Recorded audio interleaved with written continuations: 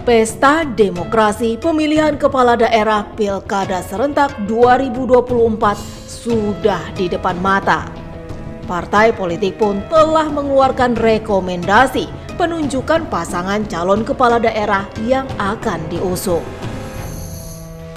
Di Kepulauan Riau, dari sejumlah nama pasangan calon yang akan maju pada Pilkada 2024 berpotensi hanya memiliki satu pasangan calon.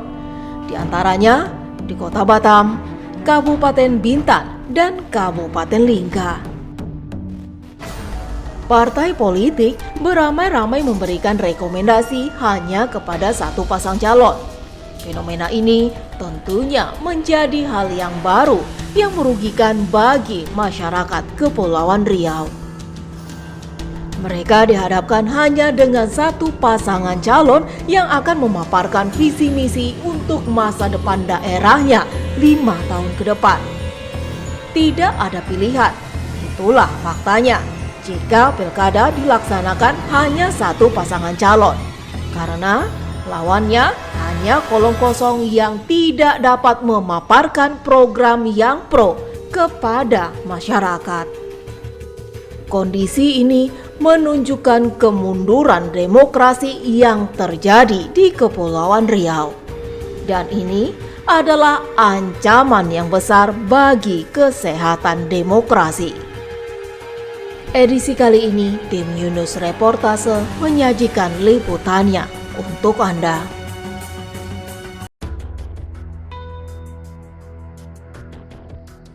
Fenomena melawan kolom kosong di Provinsi Kepulauan Riau pada pemilihan kepala daerah tampak jelas pada Pilkada serentak 2024, di mana para partai politik merekomendasikan untuk satu pasangan calon. Seperti di Kota Batam, pasangan calon Amsakar Ahmad Li Claudia Chandra memperoleh dukungan rekomendasi 11 partai dengan jumlah kursi sebanyak 43 kursi yang lolos ke Legislatif Kota Batam. Jumlah ini tidak dapat memberikan pasangan calon lain maju sebagai pasangan calon karena hanya tersisa satu partai dengan jumlah 7 kursi. Sedangkan di Kabupaten Bintan, pasangan Robi Kurniawan Debbie Marianti mendapat dukungan dari 5 partai, yakni Partai Golkar, Gerindra, Nasdem, PKS, dan Demokrat. Totalnya ada 22 kursi di DPRD Kabupaten Bintan. Sementara sisa 2 partai lainnya hanya memiliki 3 kursi dan tidak cukup untuk mengusung pasangan calon maju mengikuti Pilkada 2024. Untuk di Kabupaten Lingga, pasangan calon M. Nizar Nofrizal juga mendapat dukungan penuh dari 6 partai politik yang memperoleh 22 kursi dari 25 kursi di DPRD Kabupaten Lingga. Fenomena kolom kosong ini juga tengah menjadi perbincangan hangat. Pasalnya, nama Marlin Agustina yang kini menjabat Wakil Gubernur Kepulauan Riau digadang-gadang akan mengikuti kontestasi Pilkada Batam. Ternyata tidak mendapat dukungan rekomendasi dari partai. Begitu juga dengan Ketua DPC Nasdem Kabupaten Bintan, Hazalik. Sebelumnya, mantan wakil bupati ini juga diinginkan masyarakat untuk maju sebagai kepala daerah di Bintan. Tetapi, rekomendasi yang keluar ternyata untuk nama pasangan Robi Kurniawan Debbie Marianti. Lantas, apakah kondisi seperti ini juga dapat terjadi di Pilkada Provinsi Kepulauan Riau dan kabupaten kota lainnya?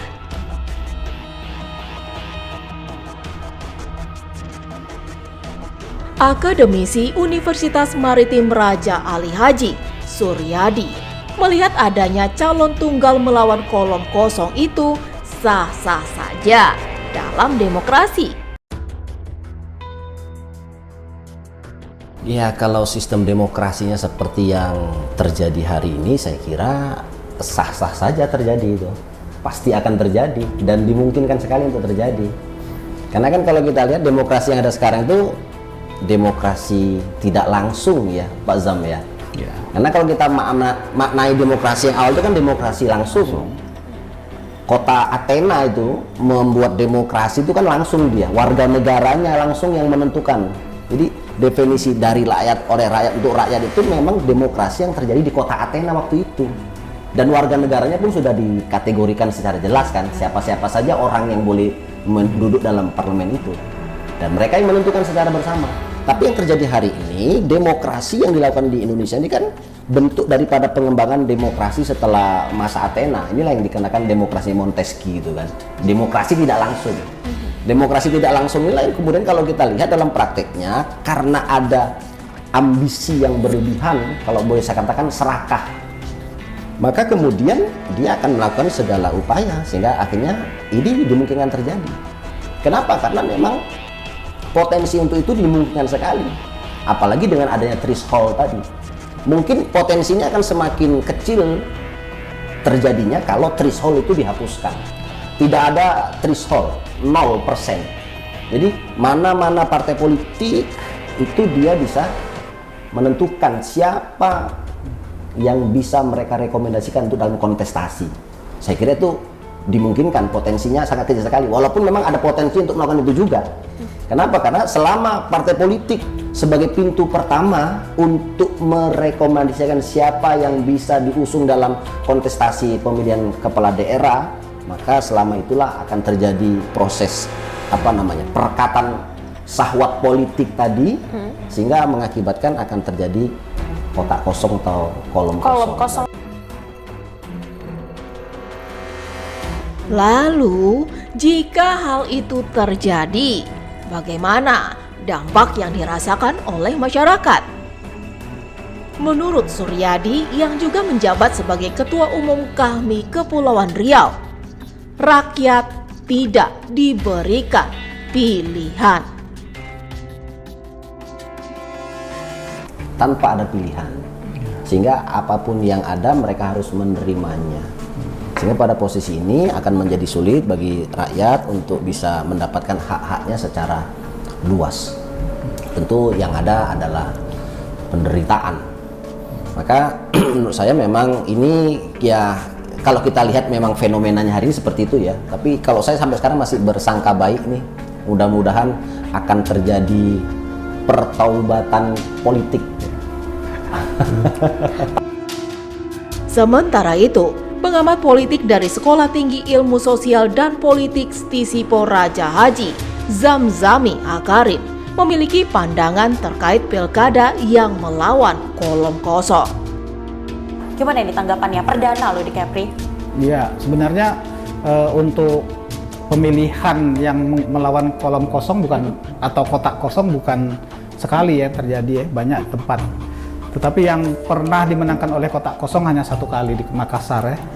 Nah, fenomena ini pertama saya ingin mendudukkan, apakah istilahnya kolom kosong ataukah kotak kosong itu sama aja. Yang penting jangan otak kosong, ya.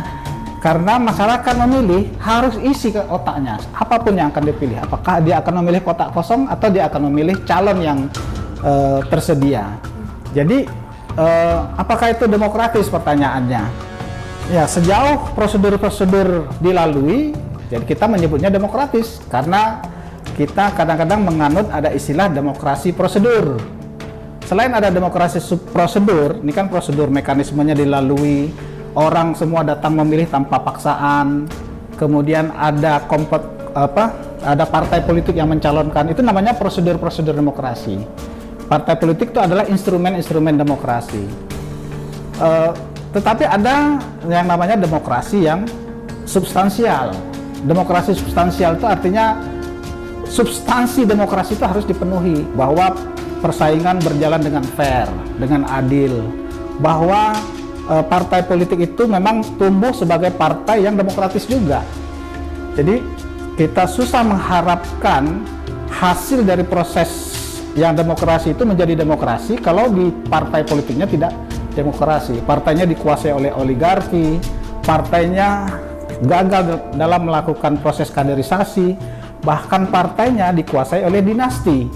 Itu akan susah, akan menghasilkan satu proses atau prosedur demokrasi yang substansi ya. Nah, jadi pertanyaan tadi susah untuk dijawab. Secara prosedur orang mengatakan, loh kan rakyat yang milih. Kan banyak yang bilang seperti itu. Toh rakyat yang milih. Oke, itu namanya demokrasi prosedur. Tetapi proses sebelum rakyat memilih kan partai politik dulu yang cuk. Ya, jadi demokrasi yang berkualitas itu apabila partai-partai politiknya pun juga berkualitas. Jadi kalau orang bilang ini dikatakan memborong partai, justru sebaliknya, partai yang berbondong-bondong datang ke calon yang punya potensi menang. Nah, itu yang saya katakan kartel. Apa itu politik kartel? Ya, politik kartel itu adalah mirip seperti bisnis kartel. Dia bergabung bersama-sama untuk menguasai suatu aset untuk dimonopoli. Nah, kalau partai-partai politik bergabung rame-rame untuk mengusung satu calon, itu untuk jadikan monopoli sehingga calon yang lain nggak bisa tampil. Kan melawan kotak kosong itu kan karena mereka nggak cukup untuk dapatkan threshold ya.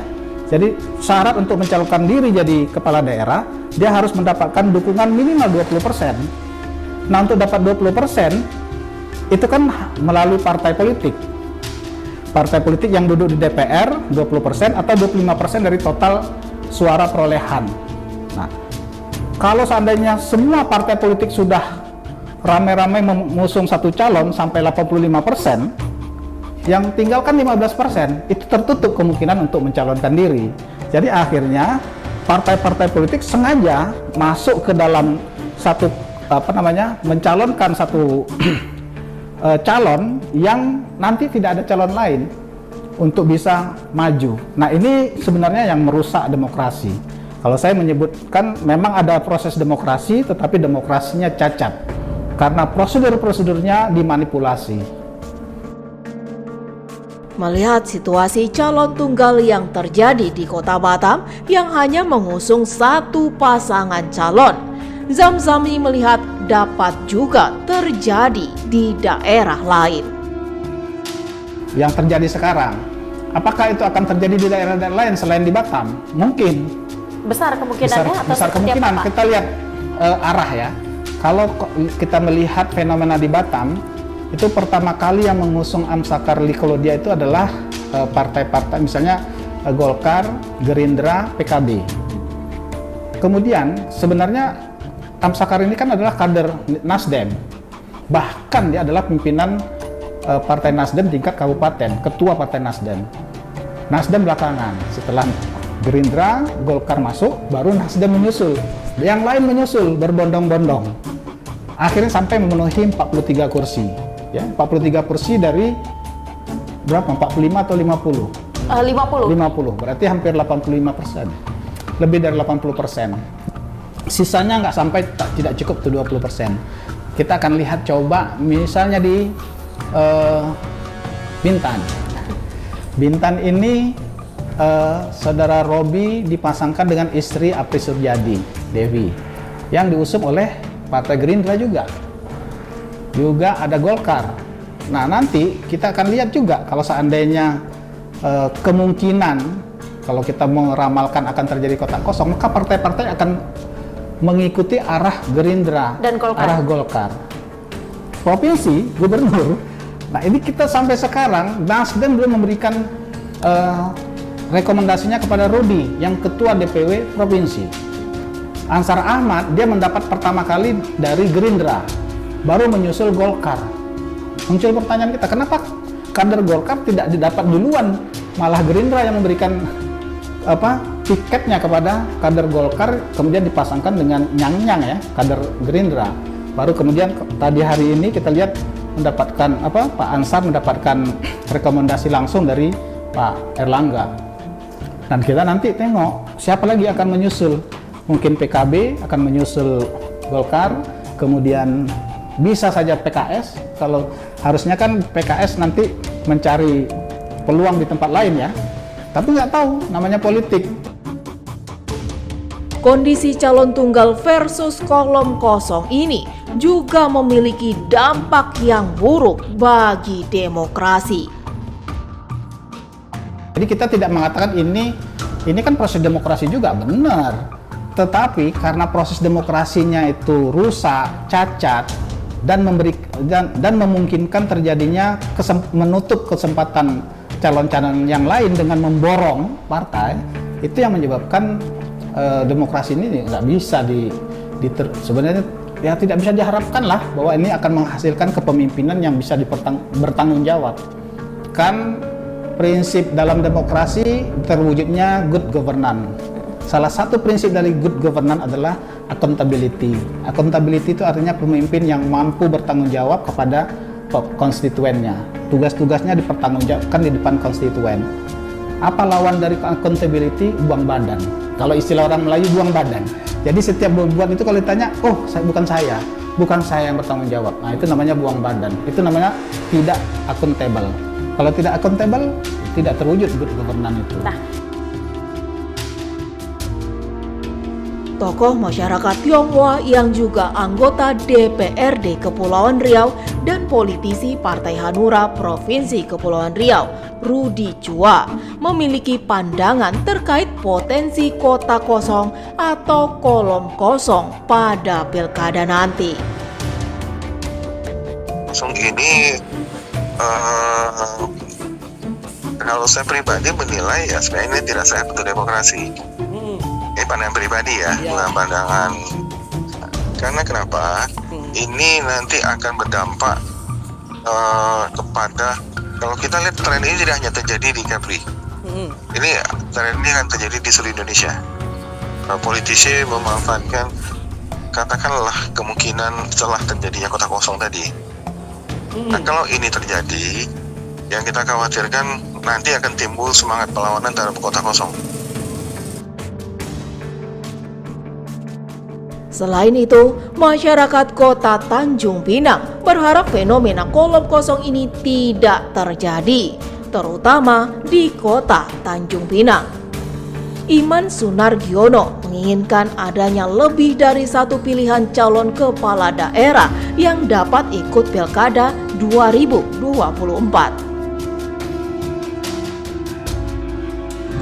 Kalau bisa jangan sampai kota kosong lah.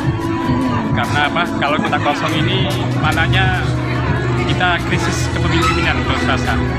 Jadi harapan saya ada generasi pemimpin-pemimpin yang akan datang untuk juga ikut andil dalam partisipasi kepemimpinan Tanjung Pinang.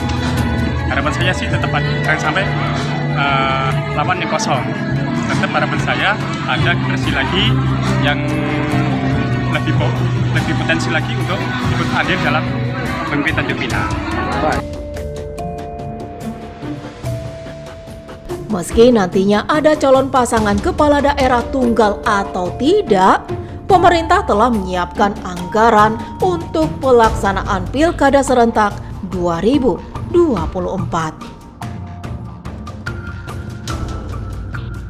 Anggaran alhamdulillah KPU Provinsi Kepulauan Riau sudah menerima transfer dana dari Pemprov sesuai dengan komitmen yang tertuang di naskah perjanjian hibah daerah atau NPHD sejumlah 141 miliar. Jadi 100% anggaran tersebut alhamdulillah sudah ditransfer dan kita gunakan tentunya tetap dengan memperhatikan aspek-aspek efisien, efektif dan akuntabel.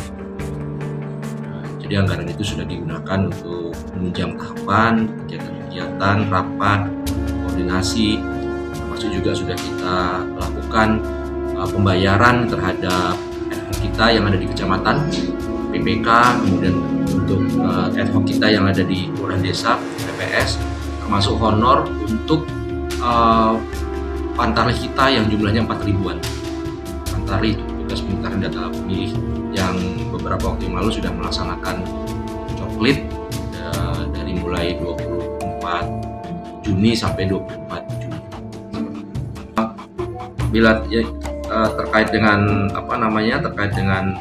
potensi apakah akan muncul pasangan calon tunggal dalam pelaksanaan pilkada serentak di Provinsi Kepulauan Riau, baik itu di tingkat provinsi maupun di tingkat kabupaten kota. Tentu kita harus bersama-sama bersabar menunggu sampai proses pendaftaran pasangan calon dimulai dan berakhir.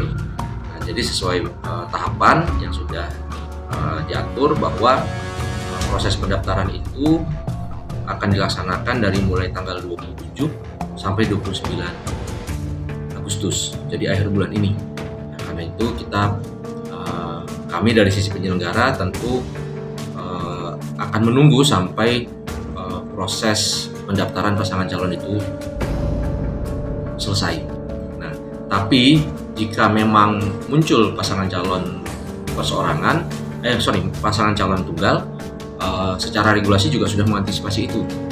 Jadi tidak ada istilah kemudian pilkada akan ditunda atau pilkada akan tidak dilaksanakan jika ternyata muncul paslon tunggal. Jadi dalam Undang-Undang 10/2012 tentang pemilihan gubernur, bupati dan wali kota, terutama di pasal 14C dan pasal 54C dan pasal 54D itu sudah mengatur detail terkait dengan keberadaan pasangan calon tunggal. Jadi prinsipnya jika terjadi atau hanya muncul satu pasangan calon dalam pilkada, maka pilkada itu akan dilaksanakan dengan menggunakan surat suara yang memuat ada 2 kolom di situ. Jadi satu kolom itu memuat foto pasangan calon dan satu kolom kosong yang tidak bergambar. Jadi istilahnya ini sekaligus ingin mengklarifikasi judul yang penyebutan yang lebih tepat itu adalah melawan kolom kosong, bukan melawan kota kosong. Pilkada tetap akan berjalan, artinya nanti akan berhadapan-hadapan antara paslon tunggal dengan kolom kosong.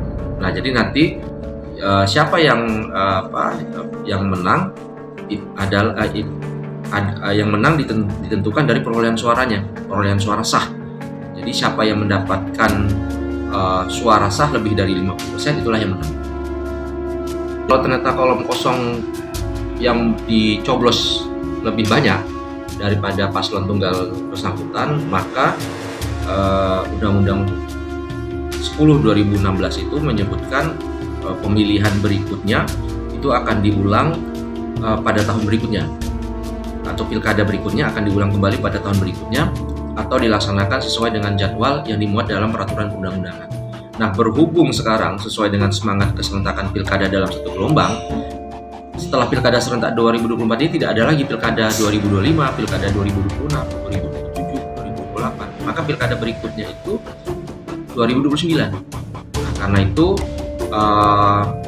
bila memang belum ada paslon terpilih berdasarkan hasil pilkada, maka nanti pemerintah akan menugaskan PJ untuk kepala daerah sampai terpilih paslon dalam pilkada, dan itu yang menunggu pilkada berikutnya yang tadi sudah saya sampaikan.